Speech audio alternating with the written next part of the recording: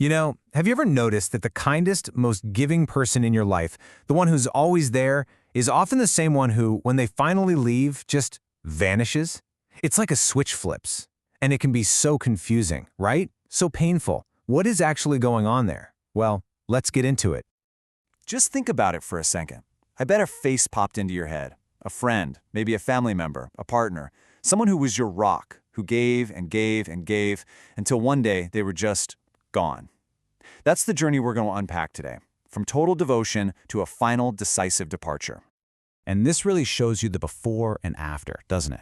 On one side, you have the giver. They're unconditional, they're supportive, they put up with a lot in silence. And then, the departure. It's abrupt. There's no big explanation. And the door is just closed. So how in the world does someone get from point A to point B? Okay, so to really get this, we have to look at that turning point, because this isn't someone just changing their mind overnight. Oh no, this is a slow burn that finally hits a breaking point. And what's so important to understand is how this act is defined. It's not about being cruel or heartless. It's the complete opposite. It's actually framed as the final act of self-respect. It's a defense mechanism that's been built up, piece by piece, after countless moments of feeling invisible. It's a last stand for your own dignity. I love this metaphor. It's so perfect. Sincere people, they're like a fire. They give off all this warmth and light to everyone around them. But if no one ever throws another log on that fire, if the giving is totally one-sided, it's just going to burn itself out. And all that's left is ash. That's self-consumption.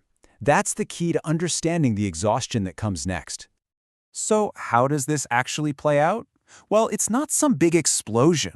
It's a slow, quiet erosion. It's about how that sincere, beautiful energy gets drained away, drop by painful drop, usually over a very long time. And this is brought to life in this really sad story about a married couple. The wife, after years of feeling totally disconnected, asks her husband this simple, devastating question. She's not trying to pick a fight. She's searching for any sign that he sees her, that their shared life actually means something to him too. And his answer, just 3 little words, becomes the final straw. I was busy. It's not just that he doesn't remember. It's the complete, casual dismissal of her pain. And in that moment, her worst fear is confirmed. They're breathing the same air, but they are on 2 completely different planets. And that brings us to this really crucial idea, the fading of empathy. You know that feeling? It's being profoundly, deeply alone, even when someone is sitting right next to you. It's when you share good news and the phone stays silent. It's the blank stare you get when you're excited about something. It's that constant sinking feeling that your inner world is totally invisible to them. And hey, this isn't just about romantic relationships. It happens with friends too. Take the story of Lily and Xiao Ai. For years, anytime Lily was struggling, Xiao Ai was right there, her biggest support. But then, Lily finally has this huge career win, and all she asks for is a simple share on social media. Just a little public hooray. And she gets nothing. Just silence. That silence, man, that's what led Lily to this gut punch of a realization. She understood that her friend was totally comfortable playing the hero when she was down, but just couldn't show up to celebrate when she was up. And for a sincere giver, that kind of imbalance feels like a deep, deep betrayal. Think of it like this, like 2 trees growing next to each other. One is always stretching out its branches, giving shade, giving shelter. The other just takes.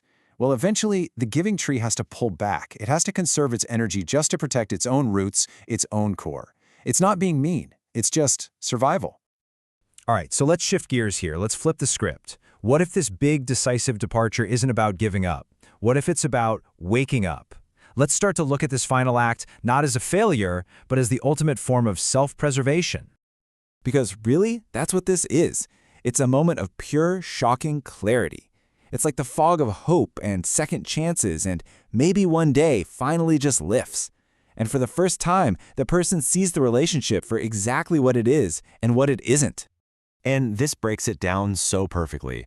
From the outside, it can look totally heartless, cruel even. But from the inside, for the person leaving, it's clarity, it's self-respect, it's an awakening. It's the soul putting up its last line of defense before it gets completely wiped out. So, what finally triggers this big awakening? Well, it's when the energy tank isn't just on low, it's completely empty.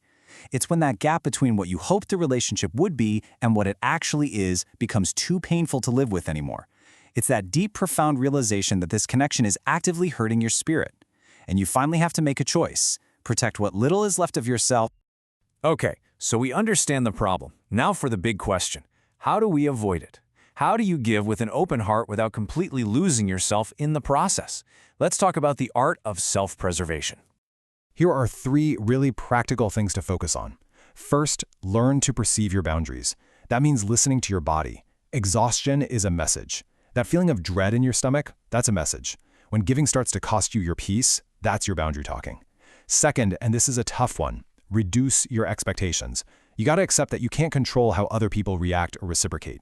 Give because it's who you are, not because you need a specific thank you in return. And third, maintain your independence. Build your own world. Have your own hobbies, your own joy, your own peace. Your soul should never be completely tied to someone else's response. There's a story about an old monk that sums this all up with this amazing piece of wisdom.